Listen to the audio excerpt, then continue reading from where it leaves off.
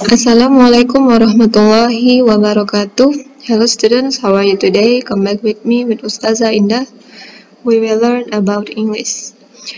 Nah, hari ini kita akan melanjutkan materi kita tentang narrative text. Nah, seperti yang Ustazah jelaskan sebelumnya, di dalam narrative text kita menggunakan yang namanya tenses, simple past tense. Nah, sebelum kita memulai pelajaran, marilah kita awali dengan membaca basmalah. Bismillahirrahmanirrahim. Nah, kita sudah mempelajari sebelumnya di semester 1 tentang penggunaan past simple tense atau simple past tense. Nah, jadi simple past tense ini terbagi menjadi dua bentuk kalimat. Yang pertama adalah penggunaan kalimat yang hanya menggunakan to be tanpa kata kerja. Yang kedua adalah kalimat yang menggunakan kata kerja. Kalimat yang menggunakan to be disebut juga dengan kalimat nominal atau kalimat non-verbal. Sedangkan kalimat yang menggunakan kata kerja disebut dengan kalimat verbal atau verbal sentence. Nah, yang pertama, kita akan pelajari dulu, mengulang kembali tentang penggunaan kalimat nominal. Bentuk positif kalimat nominal dalam bentuk simple past adalah subject plus auxiliary verb atau kata kerja bantu was, were, atau to be, was, were. Contohnya adalah they were friends. Mereka adalah teman. Bentuk negatifnya adalah subject plus was atau were, lalu ditambahi not. Contohnya, they weren't friends. Nah, yang interrogatif mudah saja. Was dan were kita pindahkan ke depan lalu diikuti dengan subject. Contohnya adalah they weren't friends. Nah, subjek yang menggunakan was adalah orang ketiga tunggal, yaitu he, dia laki-laki, she, dia perempuan, it, itu untuk benda atau hewan. Sedangkan to be were digunakan untuk subjek you, kamu, we, mereka, we, kami, dan they, mereka. Selanjutnya adalah bentuk kalimat verbal atau verbal sentence. Nah, untuk bentuk kalimat positifnya, rumusnya adalah subject plus kata kerja bentuk kedua. Contohnya, she worked yesterday. Nah, kata kerja bentuk kedua ini terbagi lagi menjadi dua, yaitu kata regular dan kata kerja irregular. Regular adalah kata kerja yang akhirannya sama atau tidak berubah, yang berurutan. Sedangkan irregular adalah kata kerja yang tidak beraturan. Nah, kalau yang beraturan atau regular, mereka belakangnya setelah kata kerja ditambahi ed. Sedangkan yang tidak beraturan, contohnya adalah come, datang. Bentuk kata kerjanya menjadi came. Ya. Untuk bentuk negatif, subject plus kata kerja bantu did. Did ini hanya untuk dipakai pada kalimat negatif dan kalimat tanya saja. Subject plus did plus not baru ditambahi dengan kata kerja bentuk kedua. She didn't work yesterday. Sedangkan bentuk interrogatifnya did plus subject plus verb to. Did she work yesterday? Kita masuk ke language feature pada teks naratif. Seperti yang saya sampaikan, teks naratif memakai tenses simple past tense. Yang kedua adalah penggunaan time conjunction atau kata penghubung. Then, before then, when, atau finally. Yang ketiga adalah penggunaan adverb of time atau kata kerja yang menunjukkan kata kerja bantu yang menunjukkan waktu. Contohnya, once upon a time, one day, dan lain sebagainya. Yang keempat adalah penggunaan action verbs atau kata kerja aksi. Contohnya, kill, dog, walk, dan lain-lain. Yang kelima adalah penggunaan kata ungkapan langsung atau direct speech.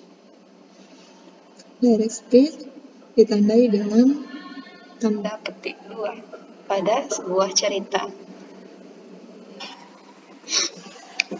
Berikut ini adalah salah satu teks tentang fable yang berjudul The Lion and the Mouse. Ada kata-kata yang diberi warna kuning. Itu adalah kata kerja bentuk kedua atau tenses past tense. Pada kalimat a lion was asleep, ini merupakan kalimat nominal.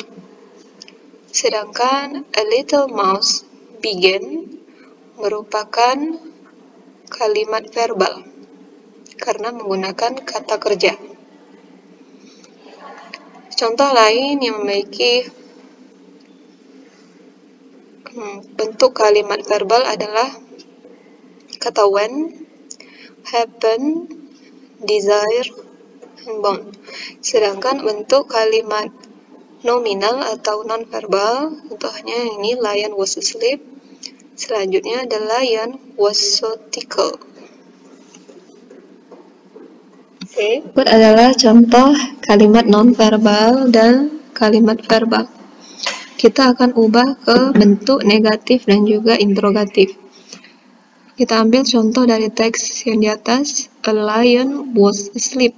Dalam kalimat ini tidak ditemukan kata kerja, maka untuk mengganti kata kerja kita menggunakan to be was. Karena a lion adalah hewan, maka bisa diganti dengan subjek it, to be-nya adalah was. Bentuk negatifnya adalah a lion was not asleep. Singa itu tidak tertidur. Bentuk kalimat interrogatifnya adalah was kita pindahkan ke depan diikuti dengan subjeknya. Was the lion asleep? Apakah singa itu tertidur? Oke. Sekarang kita masuk ke kalimat verbal atau kalimat yang memiliki kata kerja. He went up to the lion. Dia menaiki atau dia memanjat atau dia menuju singa itu. He went up to the lion. Maka bentuk kalimat negatifnya adalah subjek diikuti did, diikuti not, baru kata kerja yang awalnya adalah bentuk kata kerja kedua, maka dalam kalimat negatif dan interrogatif, kata kerjanya tidak lagi bentuk kata kerja kedua, melainkan sudah berubah ke kalimat kata kerja dasar atau kata kerja bentuk pertama. He did not go up to the lion. Untuk kalimat interrogatifnya, did kita pindahkan ke depan diikuti dengan subjek he, diikuti dengan kata kerja bentuk pertama. Kenapa dirubah kata kerjanya ke dalam bentuk pertama? Karena did sudah mewakili kalimat past tense. Did merupakan bentuk kalimat past tense. Nah, karena sudah ada did, maka go tidak usah lagi dalam bentuk kata kerja kedua. Nah, did ini digunakan hanya untuk kalimat negatif dan interrogatif saja. Sedangkan bentuk kalimat positif masih tetap menggunakan kata kerja bentuk kedua. Nah, kita masuk ke kuis untuk minggu ini. Materinya, buka buku, open your book, page 158, task 3, halaman 158, latihan 3. Di sini ada sebuah teks naratif Ya, soal yang pertama adalah find each three verbal sentence and non-verbal sentence on the text above. Temukanlah masing-masing 3 kalimat verbal dan juga kalimat non-verbal atau kalimat nominal pada teks di atas.